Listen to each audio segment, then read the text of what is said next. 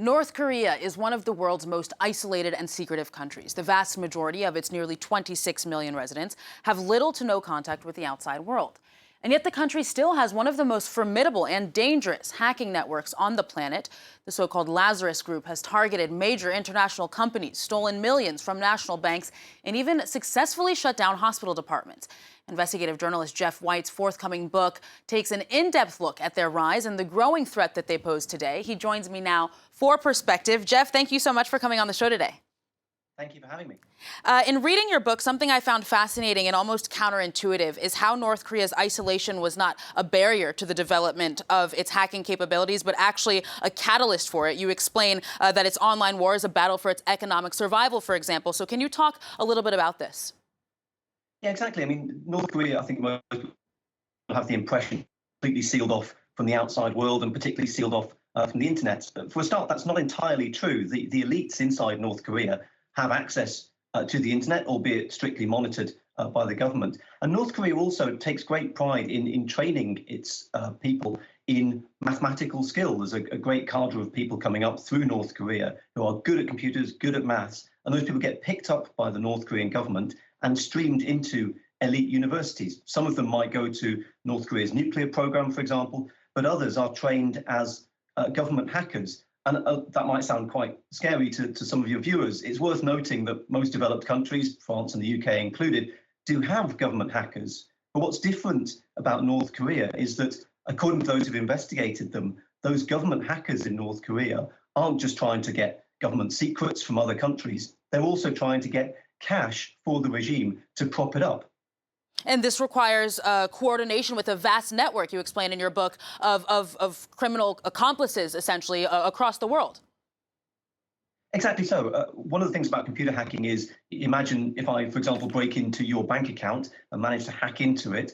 Well, yes, I've got access to your money, but what do I then do with it? Where do I put it? If I simply transfer it to my own bank account, then it's going to be pretty obvious that I was behind the crime. So after you've hacked into these financial institutions, for hackers, including those in North Korea, there's a challenge. How do they move the money? How do they hide the money? And how do they extricate the money?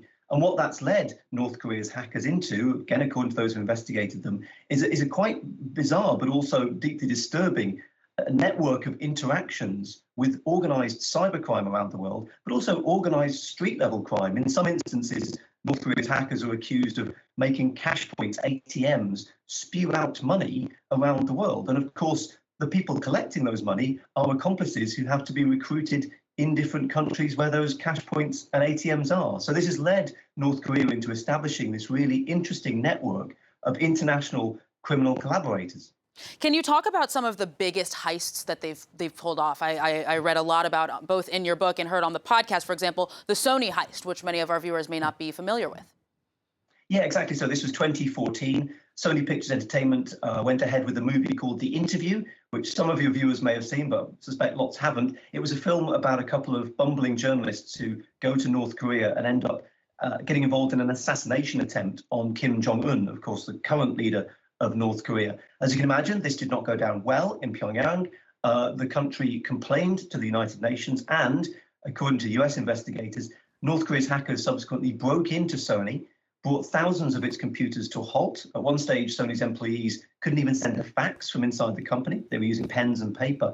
But what they then did was even more astonishing. Having stolen tens of thousands of deeply, deeply confidential emails from inside Sony, the hackers started to leak these onto the internet. And they didn't just dump the whole lot online. They selectively chose which bits they were going to leak, and then started emailing journalists directly to say, please cover this story. You might like to look in this dump of information. Why don't you cover this angle? It was an astonishing campaign of black PR against Sony Pictures Entertainment. And to a certain extent, it worked. The co-chairperson of Sony, Amy Pascal, actually lost her job as a result of this.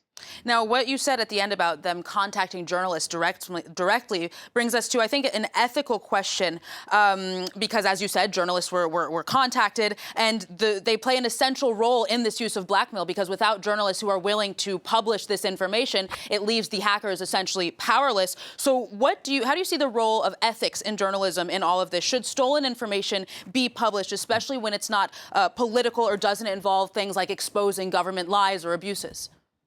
This is a really thorny issue, and it's a very, very muddy area. And I have to say, the journalists who were contacted by the North Korean hackers, it's fair to say it wasn't as though the email came saying, "We are North Korean hackers, please publish these stories."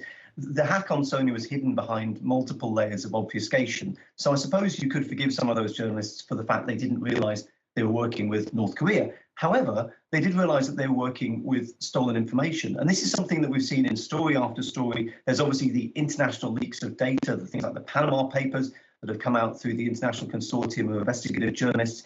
Increasingly, the hackers' tactic is to work with, and in some cases use, news media to amplify the impact of their hacks. I mean, one of the most disturbing trends recently is ransomware gangs who break in, scramble your files, and then charge you a ransom to unscramble them. Those ransomware gangs are now leaking their information online and, again, exhorting journalists to cover their break-ins to put pressure on the victims of those ransomware attacks to pay the ransom. So it's a very, very murky area, but it's very difficult for journalists to resist covering these stories when there's so much very, very scandalous detail coming out in these computer hacks. Do you think that the world's major powers considered to be enemies by North Korea and thus targets of cyber attacks are underprepared when it comes to dealing with these threats that these cyber groups pose? They are desperately trying to get prepared. We've seen moves from the US, notably in response to cyber attacks attributed to the Russian government, to beef up their security and to try and put measures in place. In the UK, again, our government is doing that. I'm sure government in France is working along similar lines. The challenge they've got is twofold. Number one, there is this old saying, but it is a true saying, which is the hackers only have to be right once, whereas governments have to be right every time. So computer hacking, unfortunately, because all of us have an email address and therefore all of us are vulnerable to getting a phishing email and getting hacked, the hackers have multiple targets. They have as many targets as there are email addresses, and that's obviously many billions. The other problem that governments have is this problem is international. And is difficult to attribute. So the Sony attack, for example, is a really interesting one. Very quickly afterwards, America attributed this attack to North Korea. I, like most journalists at the time, was skeptical of that. There wasn't a great deal of information. It took 2 years and more for the US government to release in a criminal complaint the details of why they thought North Korea was behind this. So attributing these cyber attacks to another country, let alone being able to do something about the attacks and that other country, sometimes takes years. So it's not a quick process, unlike, of course, computer hacking, which is as quick as the speed of light. In terms of defensive, retaliatory, or even offensive cyber strikes, Geoff, do you think that the existing arsenal of international laws is sufficient for regulating cyber warfare, or are we kind of in somewhat of a legal no man's land? We are definitely in a legal no man's land. There are a couple of treaties that govern what countries are supposed to do. There's been a few agreements struck, notably a few years ago by the US and China, about what was feasible and what wasn't feasible, what they would put up with. But the issue is, as I say, computer hacking evolves, the tactics evolve very quickly. Legislation that you pass today might not be relevant to attacks that you see tomorrow. But also legislation passed within one country is clearly not going to do the job. We need international coalitions on this. We need people like the United Nations, for example, sometimes Interpol, sometimes Europol, to get together and to bring countries together to help investigate this stuff and to help stop it. Geoff White, unfortunately, that's all we have time for. I would have loved to talk more about the ethics of cyber warfare as well, but unfortunately, no time for that today. Geoff White, thank you so much for joining us on Perspective. Thank you.